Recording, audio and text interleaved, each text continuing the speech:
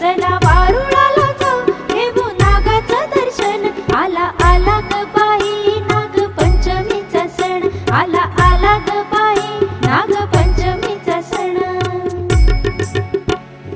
फुगडी फू फुगडी फू चमचम करती फुगडी फू फुगडी फू